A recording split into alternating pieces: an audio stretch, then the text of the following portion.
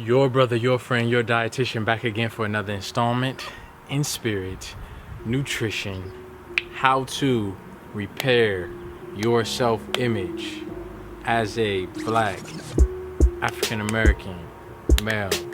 Let's get it poppin'.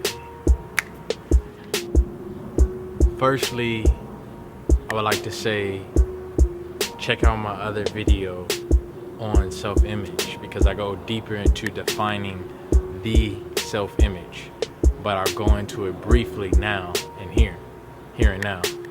The self-image is a subconscious, unconscious, and semi-conscious picture. It's basically how you see yourself based upon how society sees you, the image of yourself that you obtain from the first 7 years, from birth until 7 years old, and anything you see in media, any ways that you're portrayed or depicted in media or in society, you internalize that unconsciously as your self-image. Your self-image dictates what you can and cannot do. It dictates what you believe about yourself, what you believe is possible about yourself, and what you believe you could do. So how people have received you in the past, how people have responded to you in the past, also adds to your self-image. The reason I'm making this video is to help people develop. It's all about self-development. It's all about progress. It's all about improvement. I particularly come from the specific flock, the specific genetic code of African American, Moorish American, Black American male. That's what my specific genetic code and makeup is, so I can speak to that. Self-image repair is universal. Everyone's self-image has been dictated, defined by, and affected by everything in their environment. So this could be applied to women.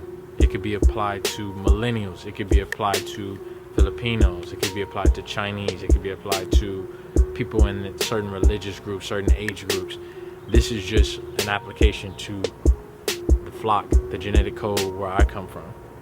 So once we get past the actual definition, we can go into the actual repair. When you repair something, it means to fix it. If something needs to be fixed, that means it's broken. If it's broken, it could imply that at one time it was whole, it was complete. If something's broken, it's incomplete. It's incomplete.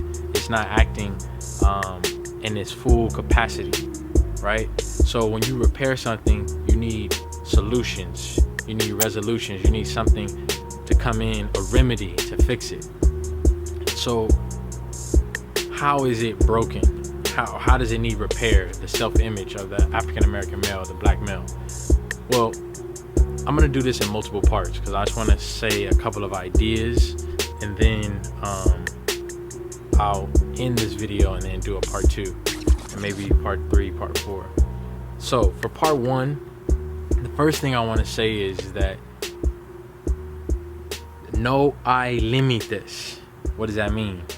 There are no limitations. So, based upon what society has told you about yourself, you've placed limits onto yourself. You place limits onto your earning potential, where you can live, how many languages you can learn, what food you can eat, what schools you should go to. For example, in so-called black culture or an African American subculture, you may have people being ostracized because they think outside of the norm, they think outside of the box, they think outside of what the average or mainstream African American group thinks. That's not only unique to African Americans, that's universal. Anytime something is an aberration, anytime something is an anomaly, anytime you're thinking outside the box, you're going to be ostracized. But you want to realize that there's no limitations for you as a African American male, as a black male, based on your race, based on where you come from. That's a story that's been told, a lie that's been told to keep you in a box. So if you want to practice a certain religion, if you want to travel to a certain country, you want to speak a certain language, do not limit yourself based on stories and things that you've seen from the past.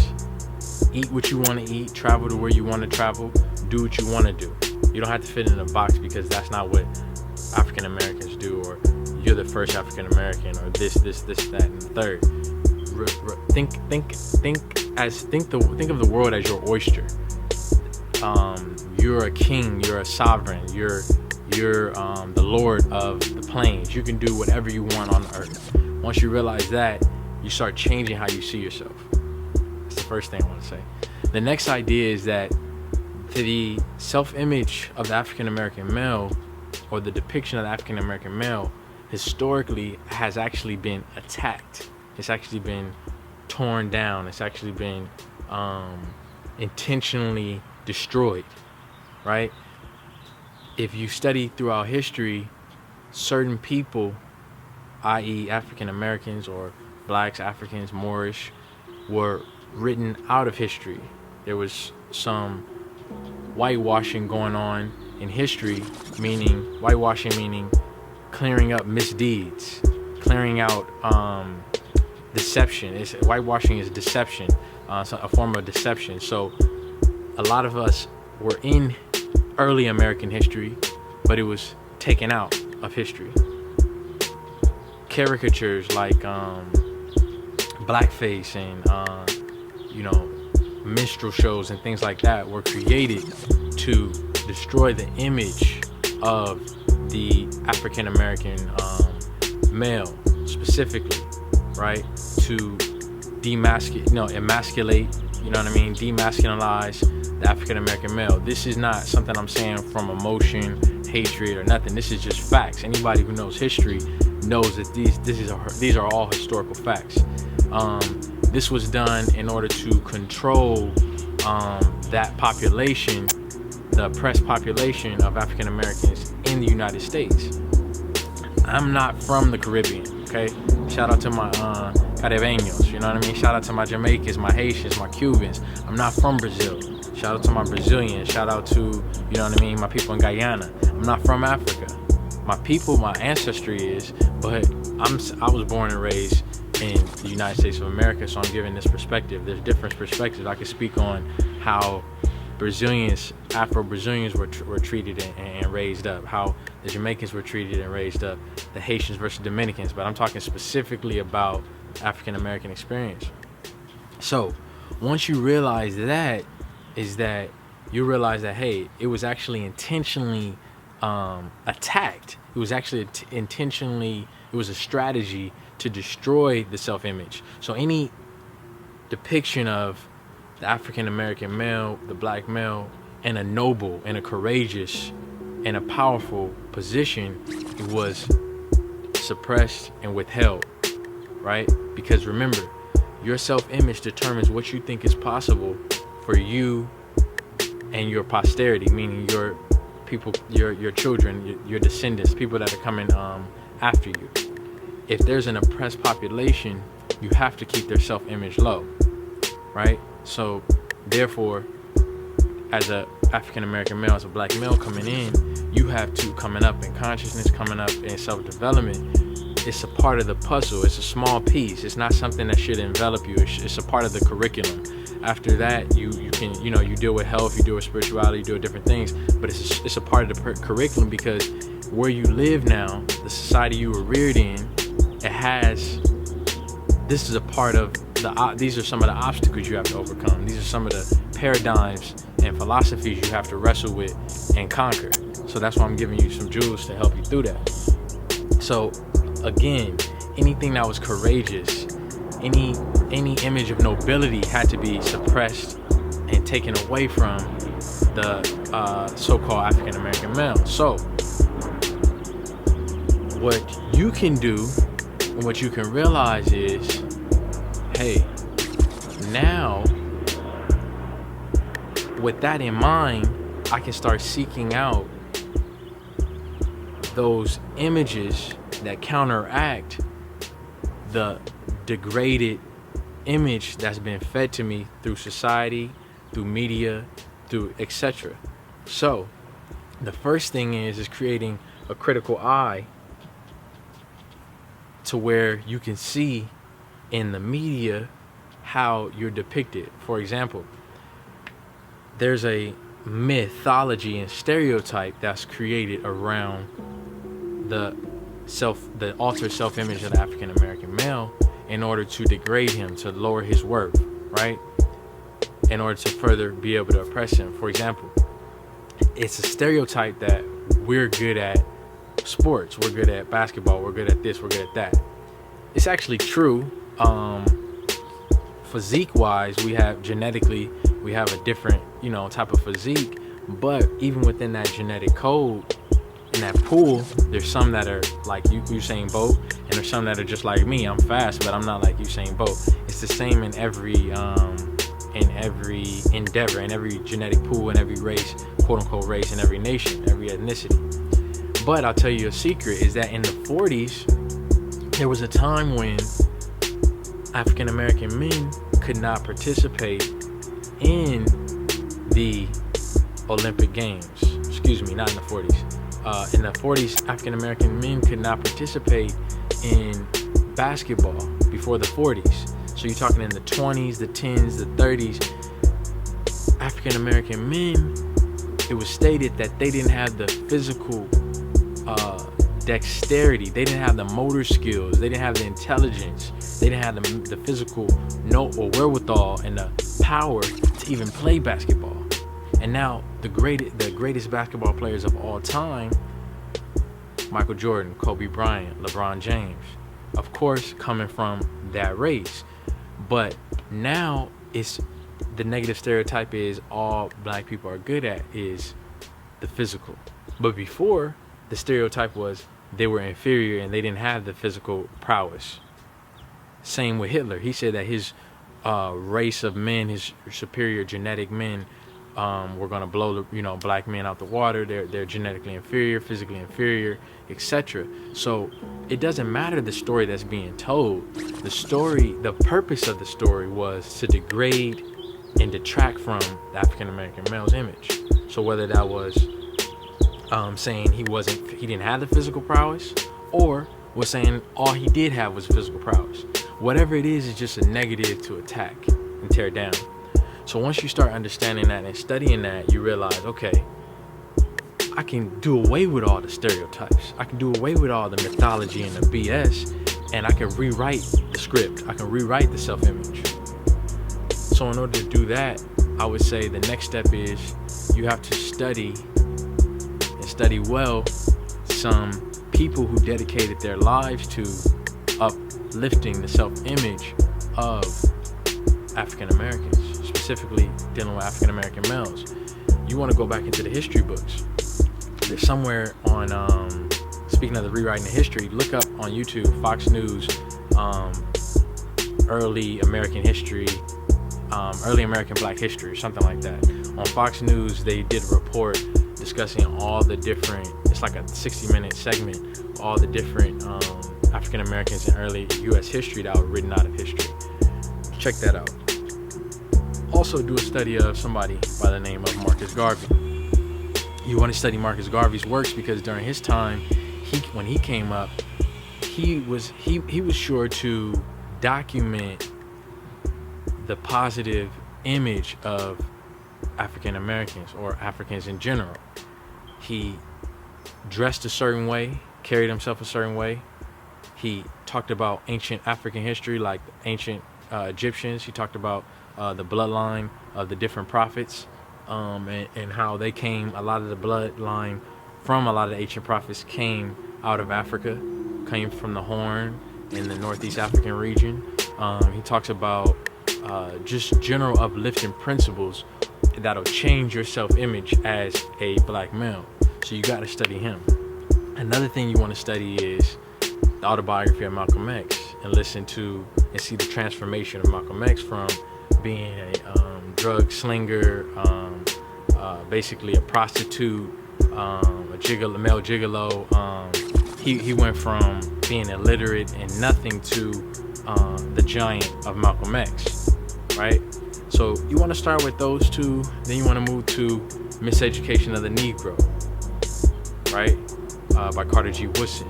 You want to study some Naeem Akbar, all of Naeem Akbar's books, Visions for Black Men, Breaking the Chains of Psychological Slavery. And then you begin to change how you see yourself, because you realize that what you do most is that what you do best. So it's not about what you're predisposed to do, what you're genetically predisposed to do. You can do it. You can be whoever you want to be, regardless of your attacked self-image, the racism that exists. Another thing that you want to study is study Toni Morrison's idea of racism. Toni Morrison's idea of racism states that basically it's not her problem, it's not our problem, because it's a distraction. Instead of you building as an architect, say you want to become an architect, that's your dream. You fighting racism. You dealing with racist accusations. You dealing with discrimination and prejudice. You dealing with trying to prove something. Whereas you could be building beautiful homes. You have a gift in architecture. You're a masterful architect, but your life is being drained and pulled away because you focus on racism. Racism's not our problem. We didn't create it. We're not the arbiters of it. We're not the exponents of it or the proponents of it. They have to ask themselves, anybody who wants to be racist, is, why do you need racism?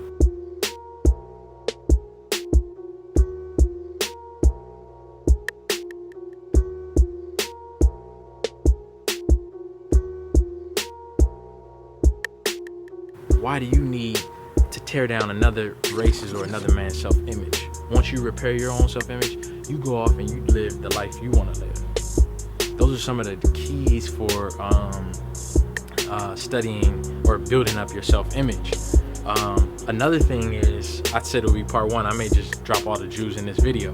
Another thing for building up the self-image is you want to study ancient history, right? You want to study Nile Valley contributions to civilization, right? You want to study John Henry Clark, right? You want to study a lot of African history and American history that was rewritten in order to get a new picture and image of the African American male. You want to study Frederick Douglass, all his autobiographies, right? Denmark Vesey. You want to study a lot of the different history in order to rewire your mind. Ivan von Sertima, study about the Moors in Spain. That's a more of ancient bent, right? You want to study, there's even, you could study some European side. Gerald Massey, he's one of the Europeans who documented a lot of ancient African history, right? So you want to study all of those, and it's going to change your self-image. You're going to find out that you actually founded civilization, your forefathers. You actually realize that civilization came from you and the black woman coming together and building. But what does that mean? It really means nothing today if you're not building. If all you do is watch sports, if all you do is smoke, if all you do is this, that, and the third. But in terms of self-image, it will help repair your self-image. And then from there, you can build from there. But if your self-image is shattered and broken, you don't have a foundation. After you study some of the ancient history, you want to get into great men in current times that are currently living. So you want to study some of Barack Obama, right? I have my different opinions about Barack Obama and all that, but it's just to study different images. You want to study Myron Rowe. He's a young brother who's a neurosurgeon studying at Harvard right now. You want to study who else in modern times? You want to study Kenneth Chenault. You want to study the founder of the Harlem Children's Zone. His name is Jeffrey Canada, right?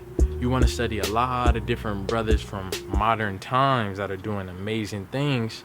Benjamin Carson, even though he's politically, he has some different things going on.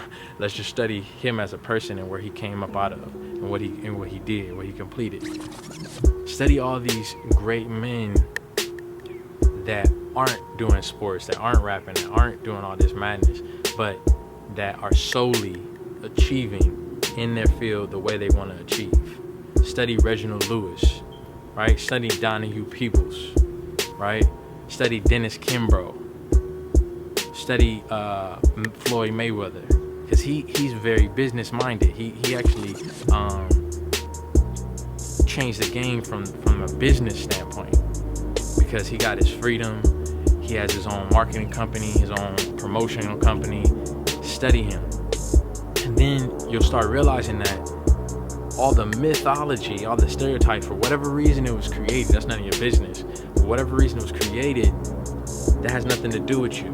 Your self-image begins to repair, and you realize that, hey, although I was written out of history, it's still traces of it, and I can see, I don't know why they wrote me out of history. It's none of my business. That's their self-esteem issue. That's their inferiority complex they have to deal with. But mine, I can deal with this as a new, whole, repaired self-image. The last thing is, you go all around the world and you study. You go to the history of Colombia, Cuba, Haiti, República Dominicana. You go all throughout South America, Brazil, Mexico, and North America. You'll find men of valor of African descent. Vicente Guerrero, right? Gaspar Yanga, right? A bunch of different people in Cuba that helped with the revolution. A bunch of different people in Venezuela, Colombianos, Colombians that helped out, right? Any part of the earth that you go to, you'll find men of valor, men of courage, men of ingenuity and creativity that look like you. But